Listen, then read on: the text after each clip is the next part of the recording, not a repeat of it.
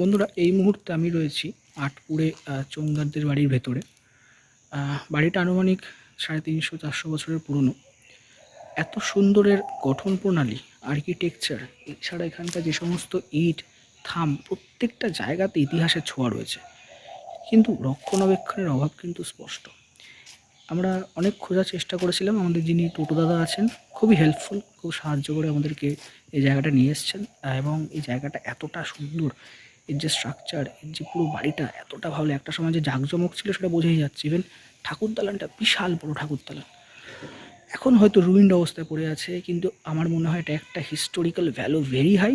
আর এটা একটা hidden gem. তো অবভিয়াসলি এটা একটা হিডেন জেম আটপুরে। আমি জানি না কারা এখানে এসছেন বা আসবেন, আটপুর এলে কিন্তু এই জায়গাটা অবশ্যই ভিজিট করবেন। ইটস আ হিডেন জেম, আমি আবার বলছি।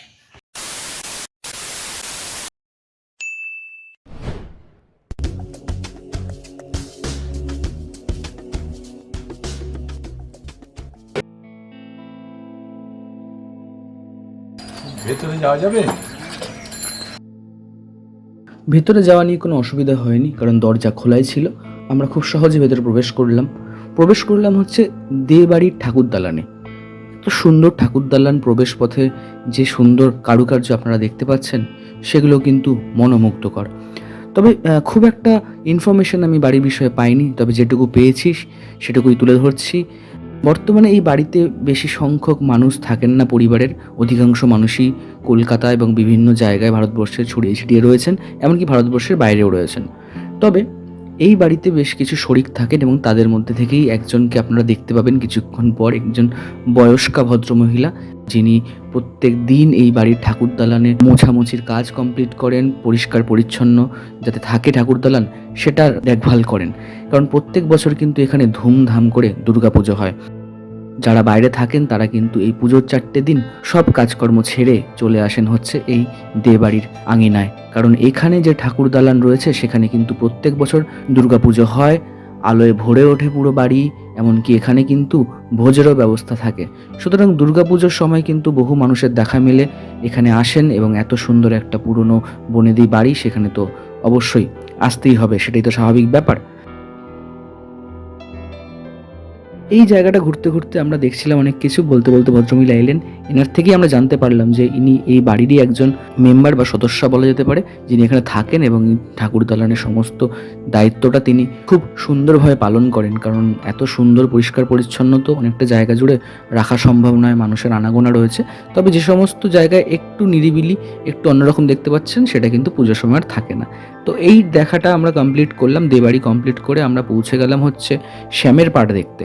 কিন্তু এখানে এসে মনটা খুব খারাপ হয়ে গেল, কারণ শ্যামের পাটে এসে দেখলাম যে দরজা বন্ধ। আমরা যে সময় এসেছি সেই সময় শ্যামের পাটের ভেতরে ঢুকতে পারিনি, মন্দিরের ভেতরে বাইরেই ছিলাম। আসলে এটা দেখার খুব ইচ্ছা ছিল, কারণ হুগলি জেলার আটপুরের শ্যামের পাট বৈষ্ণব ধর্মাবলম্বীদের কাছে অত্যন্ত পবিত্র ও মাহাত্ম্যপূর্ণ একটা স্থান।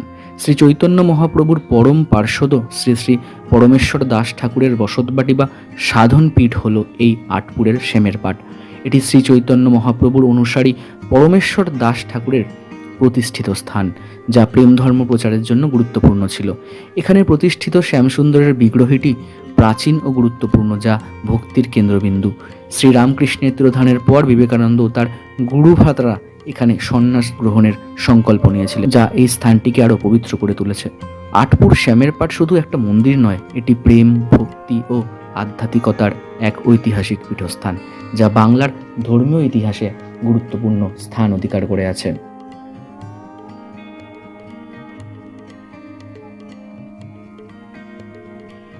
এই জায়গাটা মোটামুটি যেটুকু দেখার ছিল দেখে আমরা আমাদের পরবর্তী গন্তব্যের দিকে এগিয়ে যেতে শুরু করেছিলাম। পরবর্তী গন্তব্য আমার কাছে সবথেকে বেশি ভালো লেগেছে, কারণ এই প্রাচীন এবং প্রায় ধ্বংসপ্রাপ্ত একটা বনেদি বা জমিদার বাড়ি। খুব একটা ইনফরমেশন কিন্তু এই বনেদি বা জমিদার বাড়ির ব্যাপারে পাওয়া যায়নি। শুধু শুনলাম যে এটা চোংদের বাড়ি, আর একটা নাম উঠে এলো কেষ্ট চোংদার। তো আমি অনেক খোঁজাখুঁজি করেছিলাম, কিন্তু খুব একটা আমি ইনফরমেশন পেলাম না এই চোংদার ফ্যামিলির ব্যাপারে। তো আমি আগামী দিন আরও চেষ্টা করব এই বাড়ির বিষয়ে অনেক কিছু জানার, কারণ এই বাড়ির ভেতরে ঢোকার পরে আমি যা যা দৃশ্য দেখেছি, আমার মন চোখ সব ধাঁধিয়ে গেছে। এত সুন্দর একটা বাড়ি আপনি দেখুন, শুধু শুধু দেখুন। আপনি শুধু এখন দেখছেন এই অবস্থায় রয়েছে, এরকম ভাঙা চোরা জীর্ণ প্রায় দশা। আপনি একবার কল্পনা করুন যখন এই বাড়িটা ভালো ছিল, যখন মানুষজনের আনাগোনা ছিল প্রচুর জাঁকজমকভাবে এখানে দুর্গাপুজো অনুষ্ঠিত হতো, কারণ এখানে দুর্গা দালান রয়েছে বিশাল বড়, ভগ্নপ্রায় ভেঙে পড়েছে, পলেস্তারা খসে গেছে, কিন্তু অপূর্ব সুন্দর খিলানগুলো, এত সুন্দর কারুকার্য। আমি জানি না এই চোংদার ফ্যামিলিতে বর্তমানে কারা রয়েছে, শুনলাম ভেতরে একজন থাকেন আর কি, এই পরিবারেরই কোনো এক শরিক হবেন, তিনি এখানে বসবাস করছেন। তো আমার মনে হয় তাদের আর্থিক অবস্থা খুব একটা ভালো নয়, তার ফলেই কিন্তু এত সুন্দর একটা জমিদার বাড়ির এরকম মৃতপ্রায় অবস্থা। খুব খারাপ লাগছিল আমার এই বাড়ির এই অবস্থা দেখে। তবুও একটা জিনিস বলা যেতে পারে যে যেহেতু এটা গ্রাম বাংলায় রয়েছে, মফস্বল এরিয়ায় রয়েছে, মফস্বল বলবো না, গ্রাম বাংলাই বলবো, তাই আপাতত যেটুকু রয়েছে সেটুকু ইনট্যাক্ট রয়েছে। কলকাতা শহরে হলে তো কবে ভেঙে চুরে একটা পেল্লায় ফ্ল্যাট বাড়ি বা রেস্তোরাঁ বা মল বানিয়ে দিত। তো যাই হোক, আমার মনে হয় এই জায়গাটা যারা এসছেন তারা খুবই সমৃদ্ধ হয়েছেন। মানে হয়তো ইনফরমেশন খুব একটা পাওয়া যায় না, কিন্তু চোখের শান্তি, মনের শান্তি, যারা এই কোলাহলমুক্ত পরিবেশ ছেড়ে দূরে কোথাও হারিয়ে যেতে চান, এরকম পুরনো ঘরানার মধ্যে নিজেকে মিশিয়ে ফেলতে চান না, তাদের কাছে এটা একটা আদর্শ জায়গা, তাদের কাছে এটা একটা হেভেন বলা যেতে পারে। আমার ভীষণ ভীষণ ভালো লেগেছে এই জমিদার বাড়িটা বা রাজবাড়ি বলবো না, জমিদার বাড়িই বলছি। জমিদার বাড়িটা দেখে এত সুন্দর আর্কিটেকচার, আগেকার দিনে মানুষরা কত সুন্দরভাবে কি নিখুঁতভাবে জিনিসপত্র তৈরি করতে, আপনারা দেখুন, শুধু ধ্বংস হয়ে গেছে প্রায়, পলেস্তারা খসে পড়ে গেছে। যে সমস্ত খিলানগুলো ছিল, খিলানগুলোর অবস্থা খুব খারাপ, রং পড়েনি বহু বছর, দেখেই বোঝা যাচ্ছে, কিন্তু এখনও এত সুন্দরভাবে রয়েছে যেন ইতিহাস কথা বলছে। এখানে প্রতিটা রন্ধ্রে রন্ধ্রে, ইটের গাত্রে গাত্রে ইতিহাসের বর্ণমালা রচিত হয়েছে এই বাড়িতে। এত সুন্দর স্ট্রাকচার, এত সুন্দর কারুকার্য কোথায় পাওয়া যায়? আসলে গোটা বাংলা জুড়ে আমি এরকম বিভিন্ন রাজবাড়ি, জমিদার বাড়ি দেখেছি যেখানে এরকম স্ট্রাকচার রয়েছে। হ্যাঁ, রুইন্ড তো হয়েছেই, সময়ের হাতে পড়ে সব কিছুই প্রায় আজ ধ্বংসপ্রাপ্ত, ক্ষয়প্রাপ্ত। কিছু কিছু জায়গা আছে, কিছু কিছু বাড়ি আছে যেগুলো এখন ইনট্যাক্ট রয়েছে, তবে বেশিরভাগই ধ্বংসপ্রায় বলা যেতে পারে। তবে আমার এই বাড়িটা এত সুন্দর লেগেছে, এত ভালো লেগেছে, আমি কিছু বলে বোঝাতে পারবো না। এই বাড়িরই বাইরের দিকে দুটো মন্দির ছিল, একটা মন্দির দেখলাম পুরো মাঝখান দিয়ে ফালা হয়ে রয়েছে। পরে শুনলাম যে একটা সময় নাকি ওই মন্দিরে বাজ পড়েছিল, এবং বাজ পড়ার ফলে ওই মন্দিরটা ওইভাবে পুরো ভেঙে গেছে। তো আমি আর কি বলবো, আমি এত মুগ্ধ হয়েছি এই বাড়ি দেখে। আমার কাছে সত্যি এটা একটা পরম সৌভাগ্য যেখানে আসতে পেরেছি এবং চাক্ষুষ দেখতে পেরেছি এরকম একটা প্রাচীন জমিদার বাড়ি, যার কারুকার্য আমার মনে চিরকাল গেঁথে থাকবে।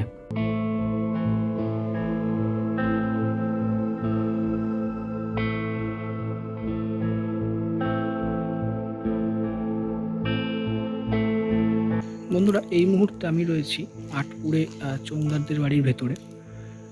বাড়িটা আনুমানিক 350-400 বছরের পুরনো।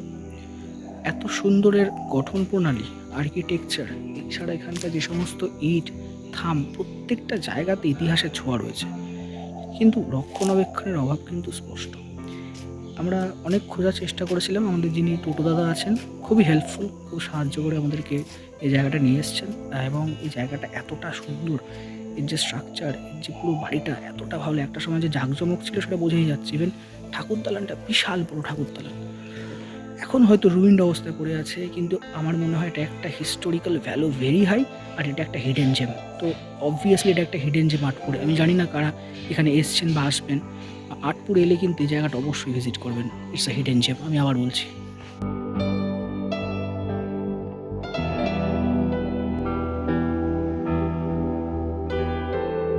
ওকে, তো আমাদের ভ্রমণ শেষ হলো।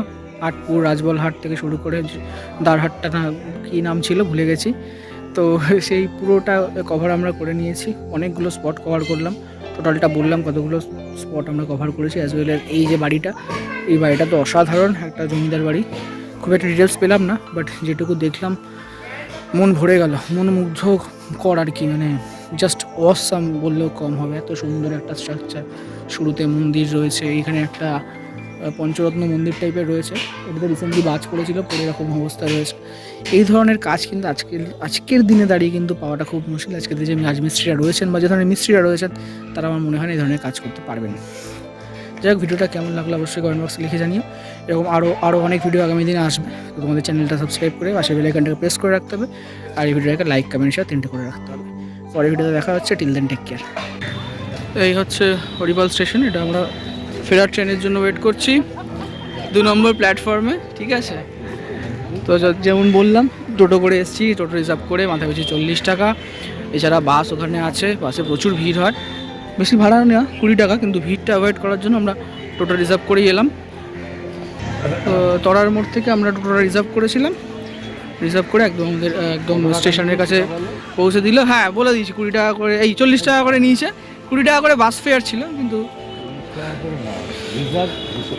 তো টোটাল আমরা 5 জন ছিলাম, টোটাল 250 টাকা নিয়েছে। তো ওই আর কি 50 টাকা করে পার হেড পড়লো।